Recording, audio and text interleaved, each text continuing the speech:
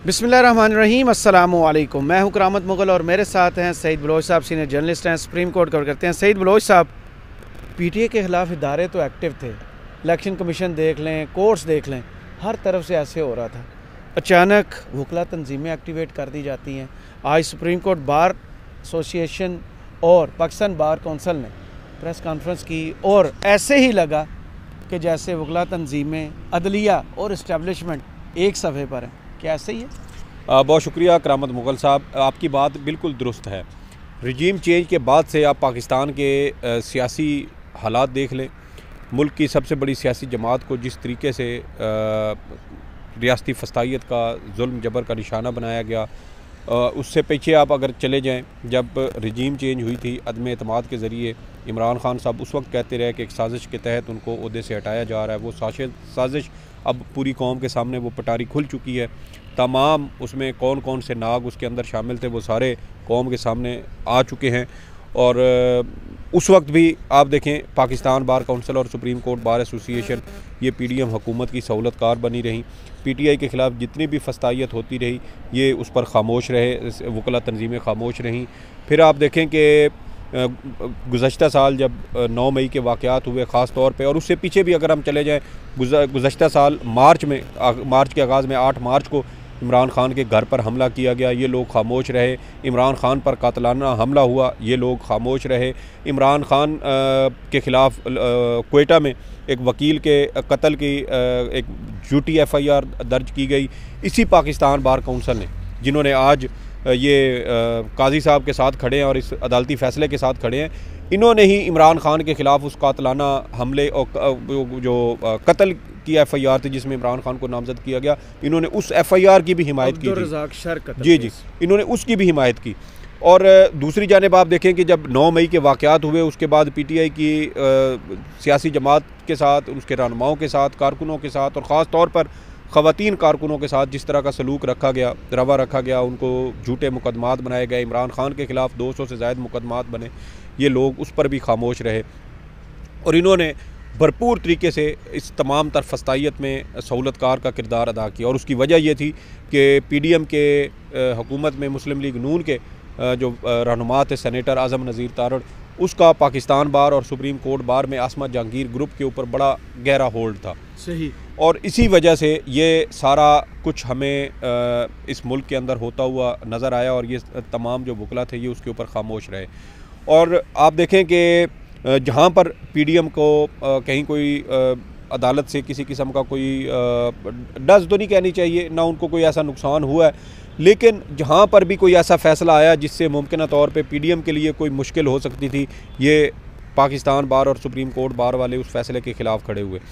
और ये पूरा आसमा जहांगीर ग्रुप है। किसी ने पिछले दिनों लिखा हुआ था ट्विटर के ऊपर कि आसमा जहांगीर अगर ज़िंदा होती तो वो आज इस फस्तायत के ख़िलाफ़ बोलती। बिल्कुल। तो मैंने उसके ऊपर यही कहा, मैंने कहा आज इनका पूरा ग्रुप, आसमा जहांगीर का पूरा ग्रुप इस फस्तायत के साथ खड़ा है, इस रजीम के साथ खड़ा है।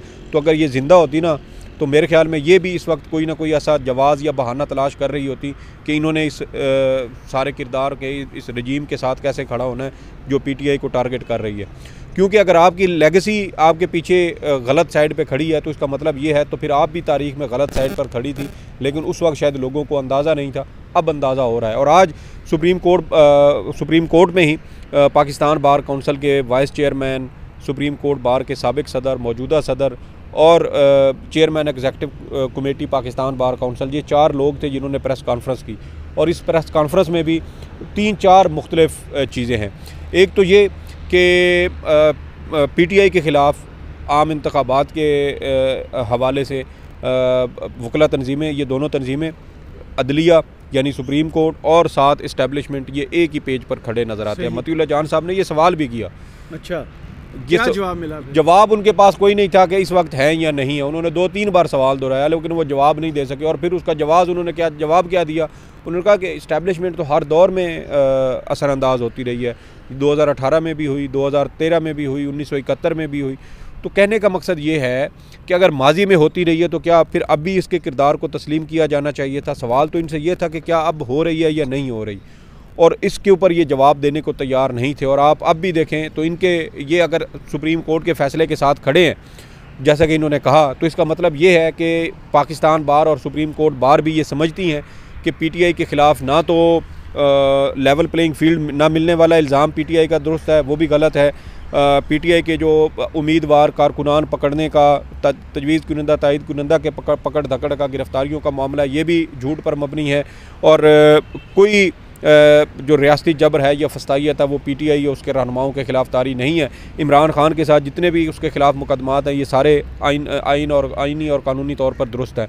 तो इन्होंने तो एक वाज़े वो बता दिया ना, एक मौक़िफ़ बता दिया।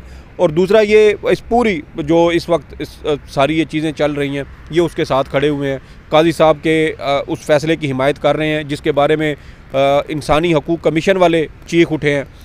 काजी साहब के अपने फ़ैन क्लब के लोग यार उस बात का दिफा नहीं कर पा रहे और उनके दिफा न करने की वजह से ये पाकिस्तान बार और अब इनको सामने लाया गया।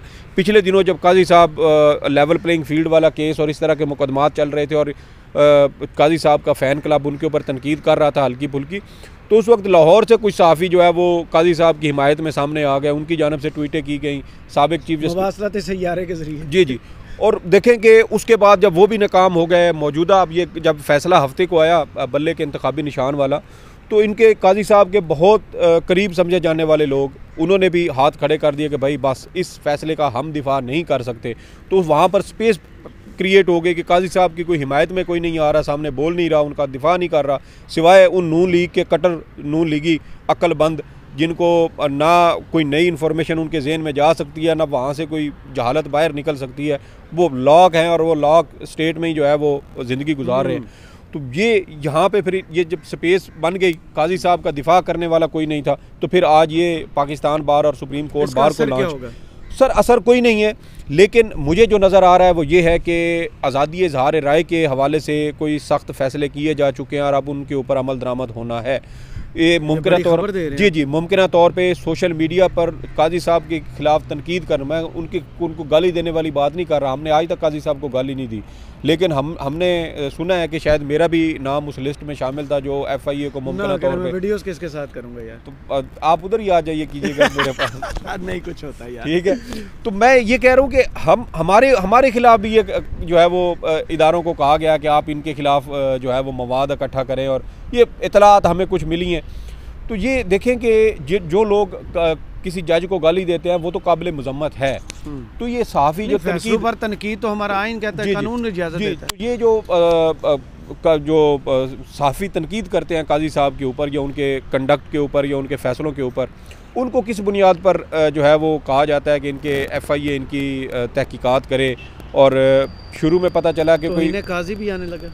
इधर देखे तौहीन काजी आएगी, मेरे ख्याल में आएगी, क्योंकि जो माहौल इस मुल्क में बन रहा है और जिस तरीके से पाकिस्तान बार और सुप्रीम कोर्ट बार जिन्हें आज़ादी इज़हार राय का दिफा करना चाहिए था, ये अपने देखे ना यहाँ हमारे सामने इधर सुप्रीम कोर्ट के मरकज़ी दरवाजे के सामने PDM ने जलसा किया था, गालियाँ दी थी जस्टिस आयशा मलिक साहिबा के ख़िलाफ़। उनकी ज़वाजी ज़िंदगी के बारे में गलीज़ मुहिम पिछले दिनों चलाई गई जब प्रैक्टिस एंड प्रोसीजर कानून केस चल रहा था। साबिक चीफ जस्टिस उमरता बंदयाल की सास के बारे में मुहिम चलाई गई। साबिक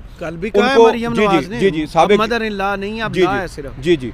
तो अब देखें कि उनकी सास के बारे में कहा गया उमरता बंदयाल साहब, फिर उनके पूरे ख़ानदान को, उमरता बंदयाल की फ़ैमिली को कादियानी करार देने की मुहिम चलाई गई सोशल। मैंने खुद कुछ ट्वीट्स उस वक्त तर्जमान सुप्रीम कोर्ट को भेजी थी, मैंने कहा ये चीफ जस्टिस उमरता बंदयाल के बारे में मजहबी मुनाफरत फैलाई जा रही है।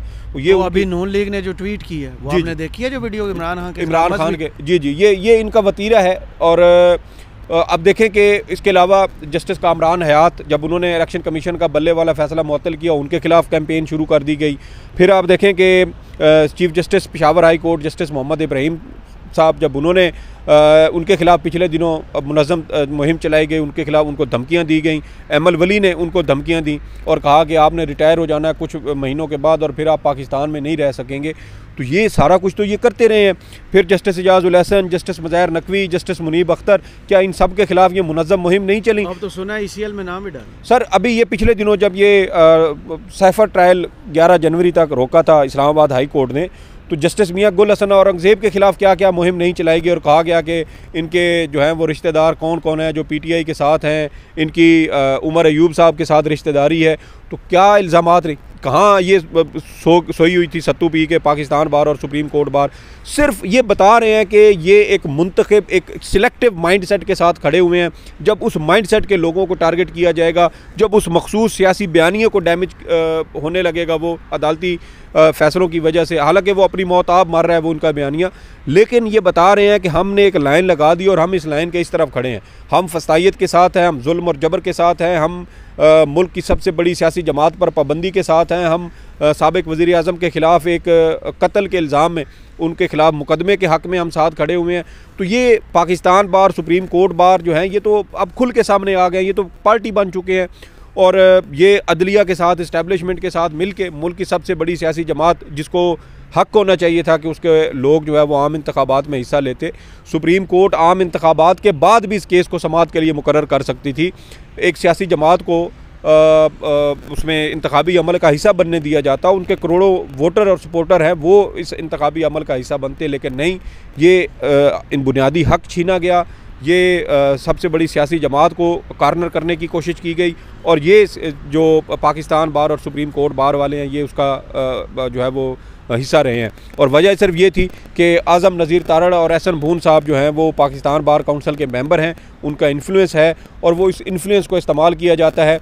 जहाँ पर कोई मामला फंस रहा हो वहाँ पर फंड्स जारी कर दिए जाते हैं, वकीलों को सहूलियात दी जाती हैं और उसकी बुनियाद पर वकीलों से इस तरह के काम लिए जाते हैं। तो ये पाकिस्तान में, पाकिस्तान की सियासत में ये वकला तंजीमों का एक मकरू चेहरा जो आज तक शायद पोशीदा था, आवाम को नज़र नहीं आता था। ये आइन और कानून की बालादस्ती का इन्होंने एक मास्क चढ़ाया हुआ था, लेकिन इस मौके पे आके ये लोग भी बेनकाब हो गए हैं क्योंकि ये आज़ादी इज़हार राय के ख़िलाफ़ हैं और अब ये खुद कह रहे हैं कि जो काजी साहब के ऊपर तनकीद करता है रियासती इदारे और ख़ास तौर पर FIA, PTA, पैमरा, ये उनके ख़िलाफ़ कार्रवाई करें। तो क्या ये जो बीज ये बुग़्ज़ इमरान में आज बो रहे हैं, क्या इनको अंदाज़ा है कि इमरान, वो हमने कल कहा था ना कि इस वक्त गन्ने की मशीन है और PTI वाले बेचारे वो गन्ने की तरह ना उस मशीन से गुज़र रहे हैं और उनका तो जो मुश्किल वक्त है वो ख़त्म होने वाला है, लेकिन उसके बाद ये कहाँ जाएंगे? मुस्लिम लीग नून कहाँ जाएंगी? PDM की सियासी जमातें वो कहाँ जाएंगी? क्या ये उस मशीन से निकल सकेंगे? क्या ये सब कुछ जो PTI के साथ हुआ है क्या ये बर्दाश्त कर सकेंगे? तो ये बड़ी खौफनाक सूरत हाल है कि आप इस मुल्क में अब आज़ादी इज़हार राय को भी कुचलने के लिए आमादा हो चुके हैं और इस काम में वो नाम नहाद वकला तंजीमें भी साथ दे रही हैं जो माजी में हमने देखा कि PTI के दौर में बड़ी तगड़ी लंबी चौड़ी प्रेस कॉन्फ्रेंस किया करते थे, जो बुनियादी इंसानी हकूक़ के तहफ़्फ़ुज़ के हवाले से सेमिनार करवाया करते थे। लेकिन जब रजीम चेंज हुई तो इनके भी पैमाने, इनके भी तकाज़े, इनके भी असूल और ज़ाब्ते बदल गए क्योंकि उस वक्त PTI की हुकूमत थी और अब PDM की हुकूमत थी और उसका वो PDM हुकूमत का तसलसल अब भी हम इस मुल्क में चलता हुआ देख रहे हैं और ये वकला तंजीमें मोहरा बन के इस सारे खेल में अपना किरदार अदा कर रही हैं। बहुत शुक्रिया सईद बलोच साहब, आपके तज़िये का कमेंट्स बॉक्स में ज़रूर बताइए। वीडियो आपको कैसी लगी? इजाज़त दीजिए, अल्लाह हाफ़िज़।